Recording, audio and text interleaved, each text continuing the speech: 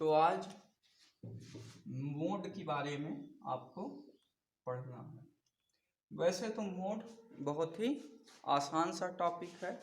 आपको बताया गया कि जो भी फ्रीक्वेंसी मैक्सिमम टाइम ऑकर करेगी उसी को आप मोड कहेंगे ना। The frequency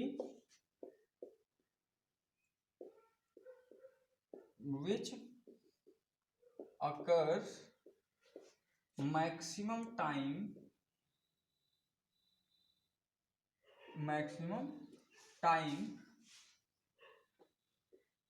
gives the corresponding value of mode, corresponding value of observation as mode। ठीक है, वो मोड दे देगा। जैसे उदाहरण के लिए हम आपको समझाए थे कि ये x डाटा ऑब्जर्वेशन है। जैसे मान लीजिए 120, 130 और 135, 213 ऐसे लिखा है, ये 7, 8, 9, 11 ऐसे लिखा है। तो जो मैक्सिमम बार आया उसी के करस्पॉन्डिंग मोड है। तो मोड यहाँ क्या है? 213 मोडल वैल्यू है। समझ गए? तो ये तो आसान सा है, क्लास 6, 7, 8 में आप पढ़ते चले आ रहे हैं। यहाँ पे जो हमें सीखना है वो थोड़ी सी कठिन चीज है, आप ध्यान दीजिएगा। कभी कभी होता क्या है कि आपको जो तरीका सिखाने जा रहे हैं ये कठिन है, आप समझिएगा ध्यान से। Competition of mode bye grouping ये टॉपिक का नाम है। Competition of mode bye grouping कर आपको मोड निकालना है। ठीक है, ग्रुपिंग करके। तो ये तरीका जो है थोड़ा सा मोड में कठिन तरीका माना जाता है। कारण क्या है देखेंगे, अभी जब करेंगे आपको तो थोड़ा सा ध्यान देना पड़ेगा, कुछ रूल याद रखने पड़ेंगे। उसके पहले जानते हैं कि इसको लगाएंगे कहाँ, इसको लगाएंगे कहाँ। तो कभी कभी आपको ऐसा ऑब्जर्वेशंस का सेट मिलता है, ऐसे डाटा मिलते हैं कि एक फ्रीक्वेंसी कई बार रिपीट करती हुई आपको दिख जाएगी। जैसे लिखा है 5, 6, 13, 17, 20 और इसकी फ्रीक्वेंसी लिखी है 11, 10, 9, फिर 10, फिर 11। हुआ क्या देखिए, अपना 11 रिपीट कर गया, 10 रिपीट कर गया, या इसको बदल देते हैं, इसको 12 बना देते हैं। तो मान लीजिए ये एक बार रिपीट कर दिया। तब ऐसी सिचुएशन में हम किसको मोड कहें, ये सवाल आपके पास उठने लगता है ना। इस कंडीशन को हम, इस फ्रीक्वेंसी डिस्ट्रीब्यूशन को, such frequency distribution is known as bimodal और मल्टीमोडल फ्रीक्वेंसी डिस्ट्रीब्यूशन। ऐसे फ्रीक्वेंसी डिस्ट्रीब्यूशन को बाइमोडल या मल्टीमोडल फ्रीक्वेंसी डिस्ट्रीब्यूशन कहते हैं। क्या कहेंगे? ऐसे फ्रीक्वेंसी डिस्ट्रीब्यूशन को बाइमोडल कहेंगे। देखिए दो बार आपको दो मोड मिल रहे हैं। मल्टी मोडल फ्रीक्वेंसी डिस्ट्रीब्यूशन कहलाएगी कि प्रथम दृष्टता में आप देखेंगे तो आपको मोड की दो वैल्यू दिखाई। अब यही काम अगर क्लास के लिए हो जाए, ध्यान दीजिएगा कि यहाँ जो ऑब्जर्वेशंस दी गई इनकी जगह क्लास हो जाए। और कभी कभी ऐसा होता है कि आपको दे देता है कि कैलकुलेट करिए,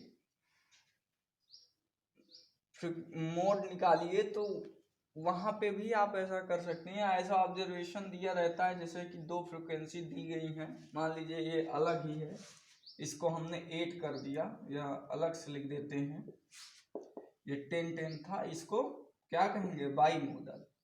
कभी कभी होता क्या है, जैसे अगर आपका फ्रीक्वेंसी इस तरीके से दिया गया है x और इधर यस दिया है, मान लेते हैं आपको 95, 70, 61, 24 ऐसा कुछ दिया गया है, ठीक है, और लिख देते हैं 60 दे दिया।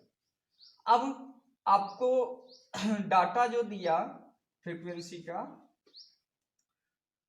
30, 29, 25, 30, 130, 2, 6 इस तरह से दे दिया। तो जब आप देखेंगे कि यहाँ जो मैक्सिमम फ्रीक्वेंसी है 32, जो इसकी मैक्सिमम फ्रीक्वेंसी है, दिख रहा है ना, तो सर कहेंगे जैसे सर मैक्सिमम फ्रीक्वेंसी तो 32 है, पर आप देख रहे हैं कि इसके जो प्रीसीडिंग फ्रीक्वेंसी है और इसके जो प्रीसीडिंग फ्रीक्वेंसी है, इन सब में जो अंतर है वो बहुत छोटा छोटा है। तो एक्यूरेट मोड की वैल्यू आपको यहाँ पे भी डिटरमाइन करने में समस्या आएगी। तो ऐसे कंडीशंस में, ऐसे सिचुएशंस में आपको मोड निकालने के लिए कंपटीशन बाय ग्रुपिंग मेथड का इस्तेमाल करना पड़ेगा। अब सर ये मेथड है क्या, एक बार बताइए। तो एक हम सवाल लिखेंगे और उस सवाल के जरिए आप उस मेथड के स्टेप्स को समझते जाएंगे ध्यान देकर।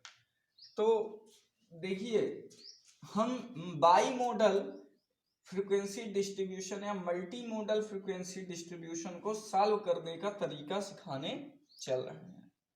आप ध्यान दीजिएगा कि किस तरीके से सॉल्व करना है।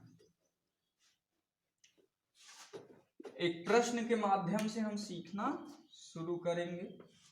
सबसे पहले प्रश्न हमारा इस तरीके से है, लिखा हुआ है, compute the modal value for the following frequency distribution.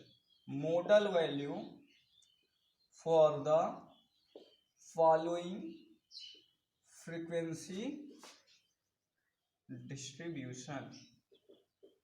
अब modal value निकालना है डिस्ट्रीब्यूशन का, किस तरीके से है, आपको x दिया है और उसके करस्पॉन्डिंग उसकी फ्रीक्वेंसी y दी गई है।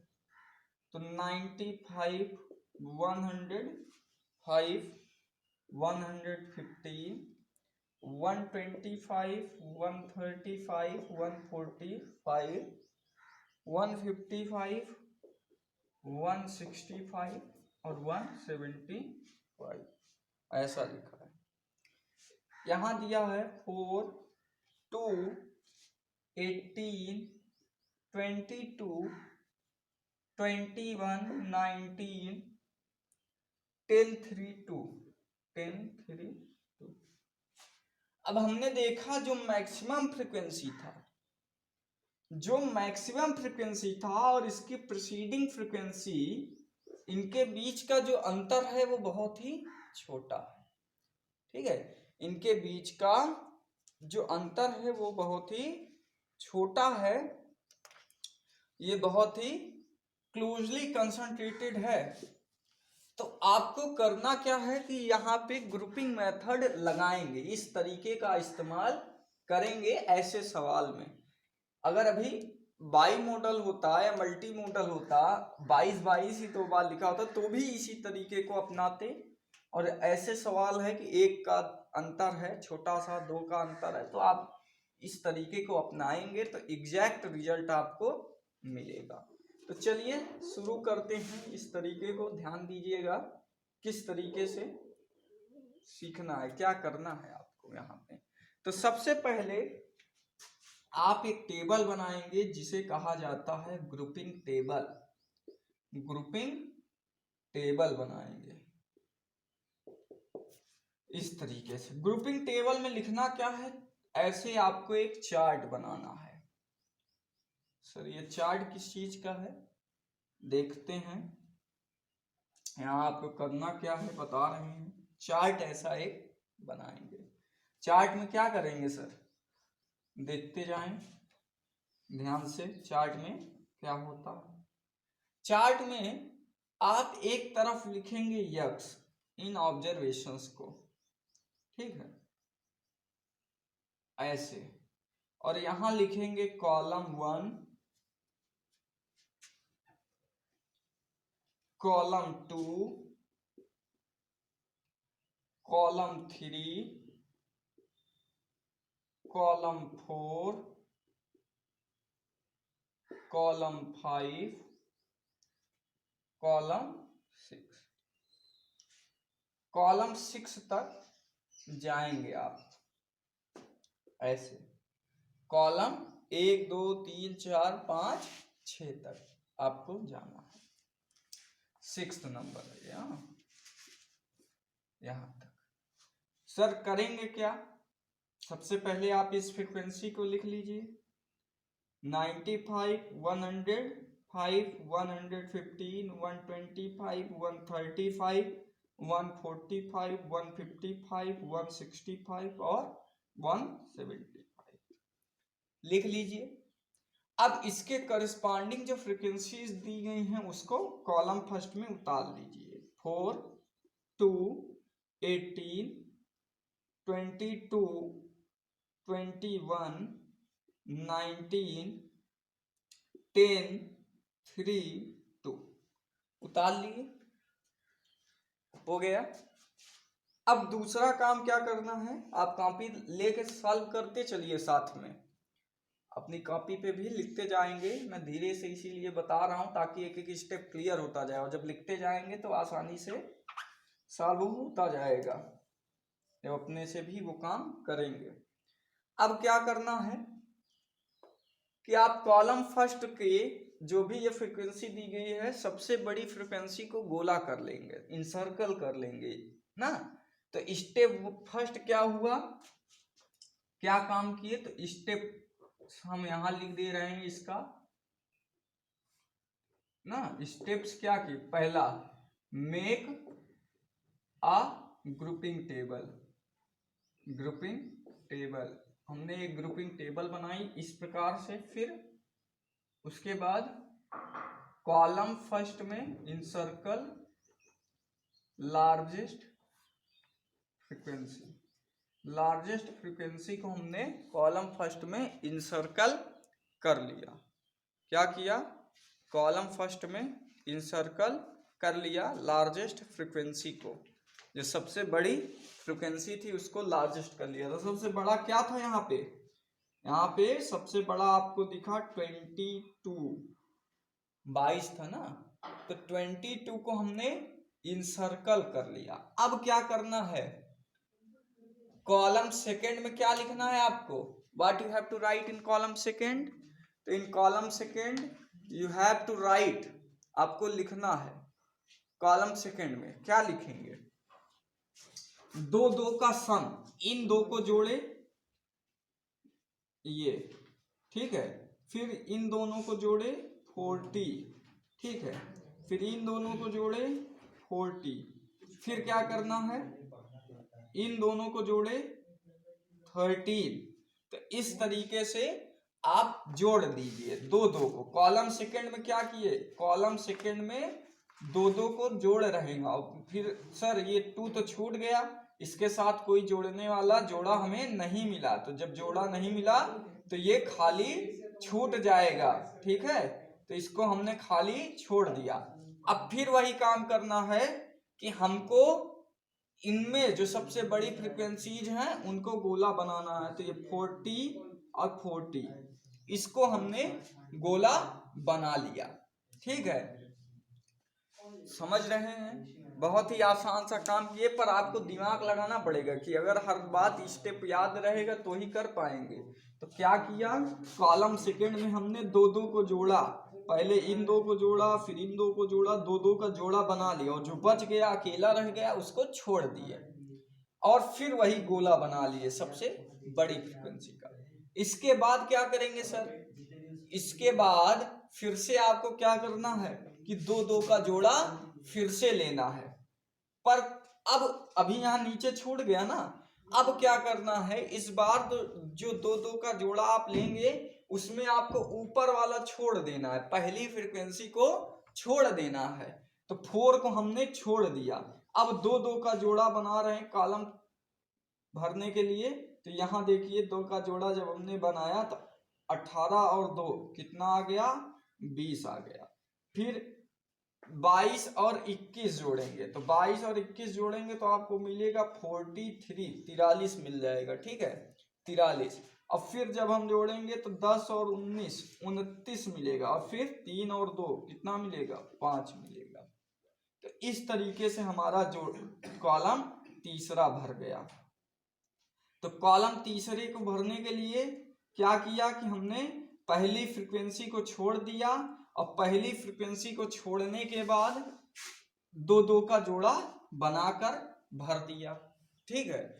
दूसरे वाले कॉलम में हमने शुरू से जोड़ना शुरू किया था, पर तीसरे वाले कॉलम में हमने पहली फ्रीक्वेंसी को छोड़कर जोड़ना शुरू किया। तो इस तरीके से जुड़ गया, और इसमें सबसे बड़ी फ्रीक्वेंसी को हमने गोला किया। 43 को हमने क्या किया, गोला कर लिया, सर्कल कर लिया। अब सर आगे क्या करना है। नाउ अब आप आते हैं कॉलम 4 पे। तो कॉलम 4 पे आपको 3-3 का सम करना है। कॉलम जो चौथा आप भरेंगे उसमें आपको 3-3 को जोड़ना है, ठीक है, इस बात को ध्यान रखिएगा। तो ये 3-3 का पेयर, 18 2 20 4 24, ठीक है। फिर 22 21 और 19 को हम जोड़ते हैं, तो 19 और 22 40 40 60 62 हो जाएगा, 62 हो गया जोड़ने पे, ठीक है। इसके बाद यहां तक जोड़ लिए, फिर 10 3 13 और 13 और 2 15 हो गया ये। अब क्या करें सर, वही काम फिर सबसे बड़ी फ्रीक्वेंसी को गोला बनाइए, बना लेंगे। The largest frequency is encircled. अब क्या करेंगे, अब आपको कॉलम 5th भरना है ना। कॉलम 5th में भरने के लिए क्या करें सर, ये बताइए। तो कॉलम 5th को अगर आपको भरना है तो फिर वही काम आपको करना पड़ेगा। क्या कि आप इसको छोड़ देंगे, इसको छोड़ देंगे, और क्या करेंगे, 3-3 का सम आप लेंगे। तो जब 3-3 का जोड़ा आप बनाएंगे फ्रीक्वेंसीज को छोड़कर, तब आपको मिल जाएगा कॉलम 5th में।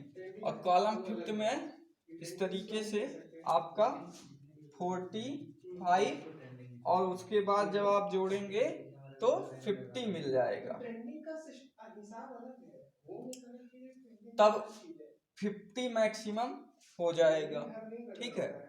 अब उसके बाद कॉलम 6th में जब आपको जोड़ना है तो क्या करेंगे, कॉलम 6th में जोड़ने के लिए आप ऊपर की 2 फ्रीक्वेंसीज को छोड़ देंगे, ऊपर की 2 फ्रीक्वेंसीज को आप छोड़ देंगे, और जब 2 फ्रीक्वेंसीज को छोड़कर आप 3-3 को जोड़ा लेंगे तो आपको एक वैल्यू मिल जाएगी 61, और एक वैल्यू आपको यहाँ मिल रही है 32, ठीक है। तो इस तरीके से आपको जो है टेबल का कॉलम 6th भी मिल जाएगा, और यहाँ मैक्सिमम फ्रीक्वेंसी 61 पर आप इंसर्कल कर लेंगे, ठीक है। तो कैसे स्टेप वाइज चलना है वो एक बार फिर देख लीजिए। पहले हमने 2-2 को जोड़ा, ठीक है, 2-2 को जोड़ा, जो बच गया उसको छोड़ दिए। जैसे ये देखिए, अब आप जब 2-2 को जोड़े थे तो यहाँ पे 6 आएगा, 4-2 6 आता है, 4-2 6 होगा, तो 6 हो गया, 4 2 6, और फिर उसके बाद 18 और ये 40, फिर 21 19 40 आ गया था, और ये 13। उसके बाद क्या किया, कॉलम सेकेंड में हमने कहा कि आप ऊपर वाला छोड़ दीजिए, 4 को हमने छोड़ दिया और तब 2 का जोड़ा लिया, ठीक है। अब उसके बाद आपको 3 का जोड़ा लेना है, उसके बाद आपको 3 का, तो 18 और 2 20, 20 4 24, ठीक है। फिर 22 21 19 62, फिर 10 13 10 3 2 15, 13 2 15, इस तरीके से करना। इसके बाद कॉलम फिफ्थ आपको भरने के लिए एक फ्रीक्वेंसी को छोड़ देना था और क्या लेना था, 3 का सम आपको ले लेना था। कितने का, 3 का सम आपको लेना था। और फिर उसके बाद कॉलम सिक्स्थ में आपको 2 फ्रीक्वेंसी को छोड़ देना था और 3 का सम ले लेना था, ठीक है। तो इस तरीके से करने के बाद आपकी ये टेबल बनकर तैयार हो गई। अब जब ये टेबल आपके पास बनकर तैयार हो गई तो आगे बताइए सर क्या करना है, आगे इसमें क्या करना है। अब आपको जो दूसरी टेबल बनानी है, ये तो एक हो गई ग्रुपिंग टेबल, अब आपको दूसरी टेबल इसी के आधार पर बनानी है, analysis table. Analysis table, analyse क्या किया आपने वो आपको बनाना है, जिसको एनालिसिस टेबल कहेंगे। तो एक तरफ आप लिख लेंगे कॉलम नंबर ऐसे नीचे की ओर, first second third fourth fifth और सिक्स्थ, ये आपका कॉलम नंबर। और दूसरी बात आपको ऐसे ही ऑब्जर्वेशन लिख लेना है, तो ये ऑब्जर्वेशन 95 105 105 115 125 135 145, ठीक है, 145 155 165 175, ये हमने ले लिया। इस तरीके से ये टेबल आपको बना लेनी है। अब सर इस टेबल को बना के एनालिसिस में क्या करें, तो आप देखिए जो पहले कॉलम की मैक्सिमम फ्रीक्वेंसी है वो किस ऑब्जर्वेशन के सामने है, आप वहां पे बार मार्क बनाइए, एक लाइन सीधी खींच दीजिए, चाहे टिक कर लीजिए, कुछ भी आप कर लीजिए। तो ये 22 है ना, 22 किसके करस्पॉन्डिंग है, ये 125 के। तो 95 125 के सामने कॉलम एक में आप एक बार मार्क कर लेंगे, यहाँ पे ये ऐसे एक स्ट्रेट लाइन, मतलब ये एक बार आ गया, इसकी अकरेंस एक बार हो गई। उसके बाद सर दूसरे में क्या करना है, दूसरी देखिए 2 के बीच आई है, 115 और 125 के बीच ये 40 आ गया।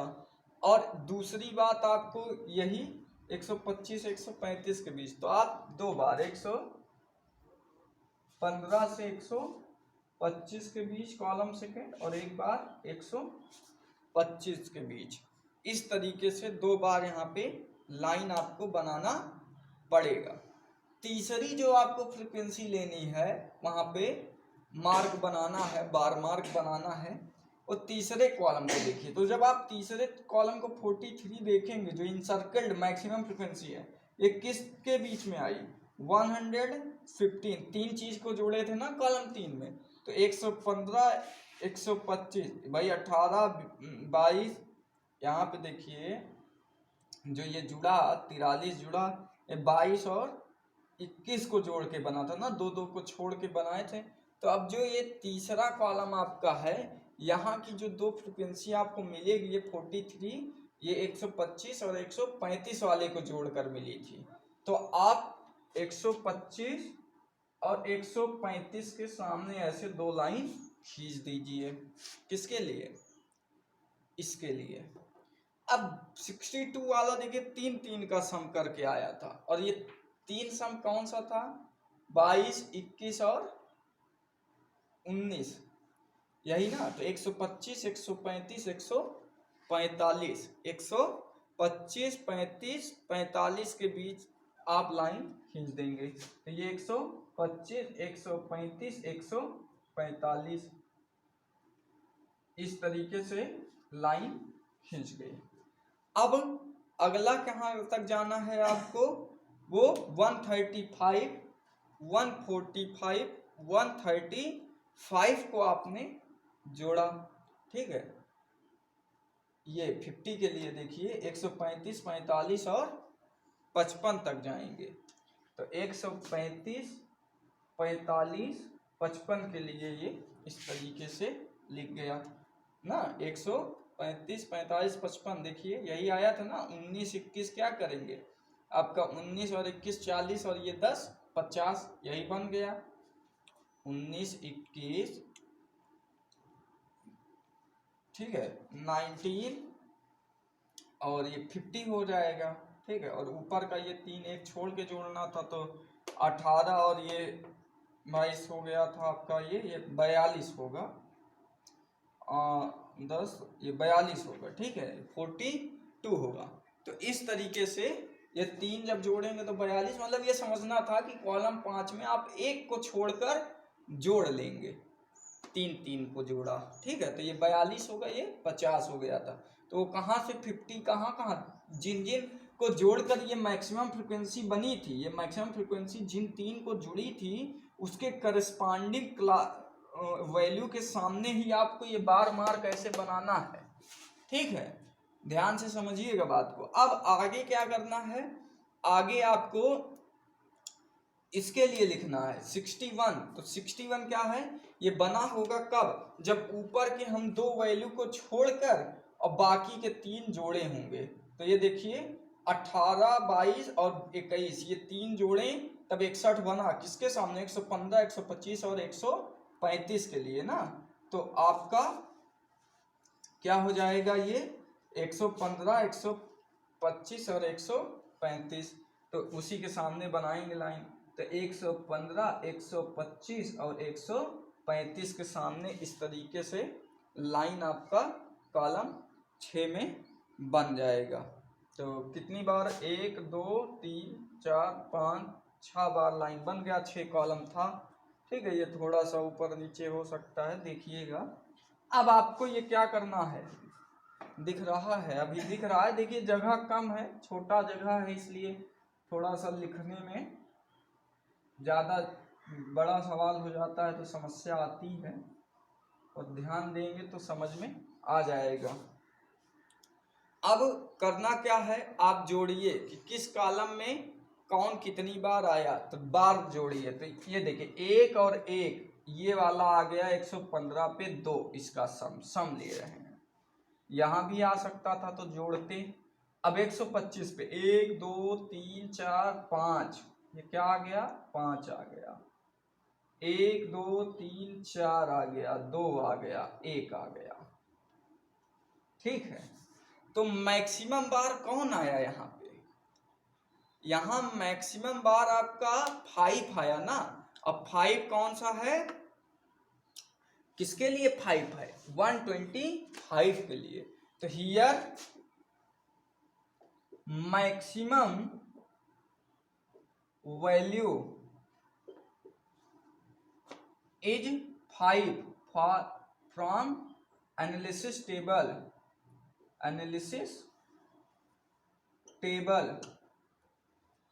corresponding to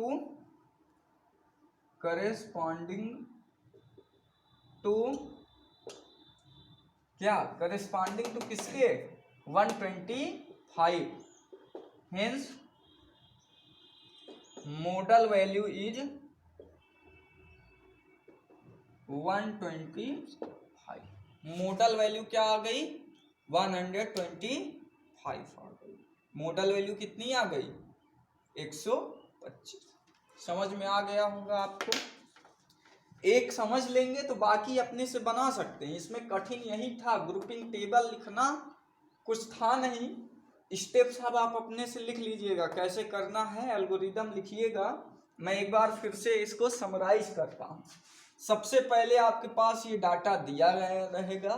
डाटा अगर आपको जो दिया गया है वो मल्टी मोडल है या बाई मोडल है, मतलब एक ही फ्रीक्वेंसी एक बार से ज़्यादा बार आ गई, 2 बार 3 बार आ गई, तो आप डायरेक्ट उसके करस्पॉन्डिंग क्लास को बता नहीं पाएंगे। और जब आप उसके करस्पॉन्डिंग क्लास को तुरंत बता नहीं पाएंगे तो उस कंडीशन में आप ग्रुपिंग वाला सिस्टम अपनाएंगे, computation of mode bye grouping.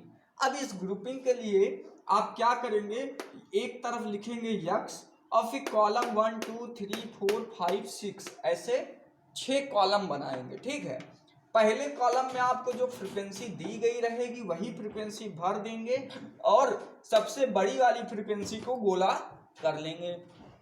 उसके बाद कॉलम 2 में ऊपर से 2 फ्रीक्वेंसी का जोड़ा बनाकर सम लिख देंगे, जो अकेला बच जाएगा उसे छोड़ देंगे और जो बड़ी फ्रीक्वेंसी है उसी को गोला कर लेंगे। कॉलम 3 में सबसे ऊपर वाली वैल्यू को आप छोड़ देंगे और फिर 2 का जोड़ा बनाकर जोड़कर लिख देंगे, जो सबसे बड़ी वैल्यू वहां मिलेगी उसको गोला कर लेंगे, इन सर्कल कर लेंगे।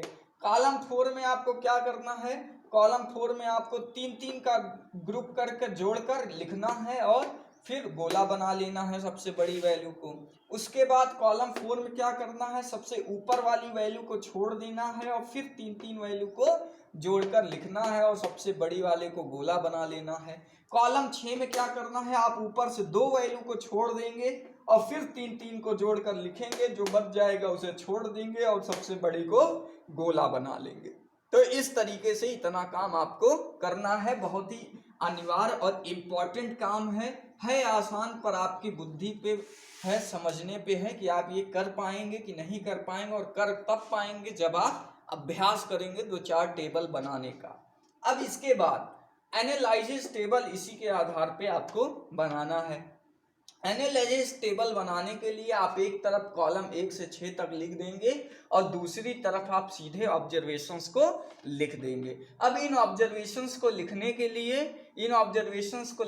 लिए और इन कॉलम को बनाने के लिए आप देखिए क्या करेंगे। कॉलम 1 में सबसे मैक्सिमम फ्रीक्वेंसी को आप देखिए तो उसके करस्पॉन्डिंग क्लास को लिख लिए, तो वो 125 के सामने था, वहां पर एक बार मार्क बना देंगे। दूसरे कॉलम पे आते हैं, कॉलम सेकंड के लिए आपको 40 मैक्सिमम फ्रीक्वेंसी मिली, ये किसके सामने थी, आपका 40, ये 2 चीजों को जोड़कर 115 125 को बना था, तो उन दोनों के सामने एक एक लाइन आप खींच दिए।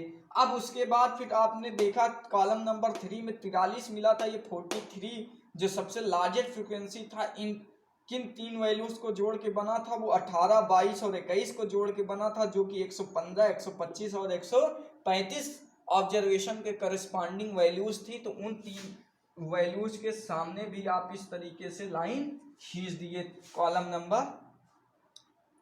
ठीक है, अब आगे चल के आपको पता चला कि जो 62 है ये 3 वैल्यूज के सामने के जोड़ से आपको मिला, और ये जो 3 वैल्यूज आपका जुड़ा था, देखिए 43 आपका 22 21 को जुड़ा था, 62 आपका 18 22 और 62 आपका 3 वैल्यूज को जोड़ना है, 22 21 और 19 को जोड़ के बना, तो इसके करस्पॉन्डिंग 125 135 145 के सामने आपने ये 3 लाइन बनाया। ऐसे फिर जो वैल्यू मिली वो किस क्लास के करस्पॉन्डिंग जोड़ने से मिली थी फ्रीक्वेंसी को, उसके सामने 3 बार बनाएंगे, फिर ऐसे, और फिर हर सब के सामने की जितनी बार ये लाइन्स आई उसको जोड़ लेंगे। तो यहाँ 2 बार आई, 125 वाली ऑब्जर्वेशन के सामने ये लाइन 5 बार आई, फिर 4 बार आई, 2 बार आई, 1 बार आई, तो जितनी बार आई आप उसको जोड़ लेंगे। और उसको जोड़ने के बाद यहाँ पे मैक्सिमम वैल्यू आप कह दिए कि 5 मिला, और जब मैक्सिमम वैल्यू 5 मिला जो कि किसके करस्पॉन्डिंग है, किस क्लास के, 125 वाली ऑब्जर्वेशन के करस्पॉन्डिंग है, तो इस तरीके से हमने कह दिया कि जो हमारी मॉडल वैल्यू है वो 125 है, करस्पॉन्डिंग टू वैल्यू 5। तो इस तरीके से मोड आपका निकल कर 125 आ गया। तो ये थोड़ा सा नया काम था, यहाँ पे आपको 2 बार ये चीज़ें करनी पड़ेंगी, ग्रुपिंग टेबल और फिर एनालिसिस टेबल बनाना है। अगर आप ये 2 टेबल्स बनाना सीख गए तो फिर आपको इसमें कोई समस्या नहीं आने वाली है, और ऐसा क्वेश्चंस बोर्ड के एग्जाम्स में और कंपटीशन एग्ज़ाम जो भी होते हैं स्टैटिक्स के बेसिस पे, उनमें ऐसा सवाल आपका आता है। तो इसलिए जो लोग कंप्यूटर साइंस से BCA वगैरह कर रहे हैं उनके लिए भी ये मोड का ये टॉपिक बहुत ही इम्पॉर्टेंट है। साथ साथ UPSC की परीक्षा में CSAT का जो पेपर होता है वहाँ पे भी इसका बहुत ही इम्पोर्टेंस है। तो इस तरीके से आपने आज ये सीखा। अगले क्लास में हम कंटिन्यूअस फ्रीक्वेंसी डिस्ट्रीब्यूशन के लिए मोड निकालना, उसके फॉर्मूले को सीखेंगे और फिर कुछ सवाल करेंगे दोनों मिला के। धन्यवाद।